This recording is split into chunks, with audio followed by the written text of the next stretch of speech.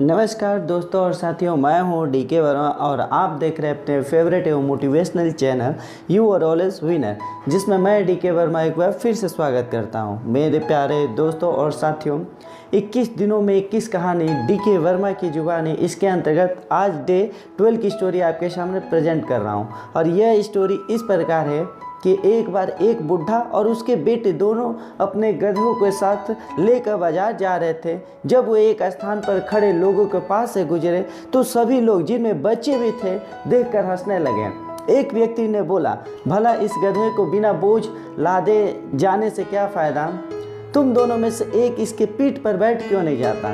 वह बूढ़ा आदमी बोला, आप ठीक कहते हैं, हमने भी इसके बारे में पहले नहीं सोचा था। यह कहकर वह बूढ़े ने अपने छोटे बेटे को गधे पर बिठा दिया और अपनी यात्रा की ओर बढ़ने लगे। कुछ दूर चलने के बाद जब वो एक गांव के पास से गुजरे तो गांव वाले ने उन्हें देखकर हंसने लगे कि यह कामचोर लड़का तो बड़े आराम से गधे पर बैठा है और बूढ़ा बाप उसके पीछे पीछे चला जा रहा है। ऐ लड़के, उतर नीचे और अपने बाप को भी गधे पर बिठा। बुढ़ा उन गांव वालों की बातें सुनकर घबरा गया।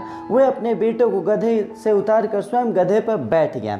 अभी वे लोग कुछ आगे ही बढ़े थे कि एक कुएं के किनारे कुछ स्त्रियां खड़ी चिल्ला उठी, अरे इस निकम्मे बूढ़े को तो देखो, कैसे मजे से गधे के ऊपर बैठा है और अपने बच्चे को पैदल दौड़ा रहा है, बेचारा कैसे हाँफ रहा है। वो बोली, ओ बूढ़े, तुम्हें शर्म नहीं आती? खुद गधे पर बैठा है और बच्चे को गधे पर क्यों नहीं बिठा लेता? यह सुनकर बूढ़े ने बच्चे को भी गधे के ऊपर पीछे बैठा लिया और आगे बढ़ने लगे। बूढ़े ने सोचा, चलो अब तो कम से कम कोई नहीं टोकेगा, मगर उसका सोचना गलत था। वे अभी कुछ ही दूर आगे बढ़े होंगे कि एक व्यक्ति ने उन्हें रोक लिया और बोला, क्षमा करे श्रीमान, यह गधा आप ही का है? बुढ़ा बोला, हाँ है तो मेरा ही। भला कौन सोच सकता है कि इस बेचारे गधे पर आप लोग इतना बोझ लाते होंगे? यह कहकर वह व्यक्ति हंसता हुआ आगे बढ़ गया। अब बूढ़ा व्यक्ति गुस्से से बड़बड़ाने लगा। वह समझ नहीं पा रहा था कि वह क्या करे। गधे पर बोझ नहीं लाता तो लोग घूर घूर कर देखते हैं। यदि हम में से कोई एक गधे के ऊपर बैठकर यात्रा करते हैं तो बैठने वाले को लोग धिक्कारने लगते हैं। अगर हम बाप बेटे दोनों गधे पर बैठ जाते हैं तो लोग हमारा उपहास ही करने लगते हैं। बूढ़ा कुछ देर सोचता रहा, फिर उसने कुछ ऐसा करने की ठानी जो किसी अन्य ने नहीं किया हो। उसने गधे के चारों पैरों रस्सी से बांध दिए और गधे को उल्टा एक बांस के डंडे में लटका दिए। अब बांस का एक छोर बूढ़े ने अपने कंधे पर रखा और दूसरा लड़के के कंधे पर। दोनों बाजार की ओर चल दिए। बाजार पहुंचने के लिए नदी पर बने एक पुल से होकर गुजरना पड़ता था। डंडे पर लटके गधे को देखकर पूरा कस्बा ही उमड़ गया। सभी लोग हंस रहे थे, चिल्ला रहे थे, तालियां बजा रहे थे कि क्या नज़ारा था।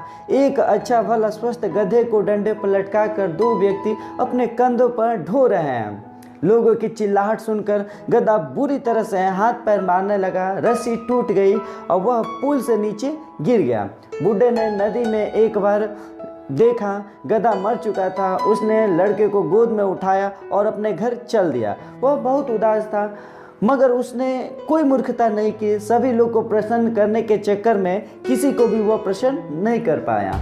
मेरे दोस्तों और मेरे साथियों, ठीक है, रियल लाइफ में ही ऐसा होता है कि जब आप किसी भी काम को, चाहे वो आपका बिजनेस हो, चाहे डायरेक्ट सेलिंग में हो, आप जब अपने अनुसार उस काम को अंजाम देने लगते हैं तो सभी लोग आपको सजेस्ट करने लगते हैं और इस टाइप से आप करते हैं या किए रहते हैं तो आज आप इस मुकाम को छूते हैं। पर आप अपने दिल की ही नहीं बल्कि समाज के लोगों को सुनते हुए अपना डिसीजन बार बार बदलते रहते हैं और सभी लोगों को खुश करने के चक्कर में एक दिन आप छूट जाते हैं।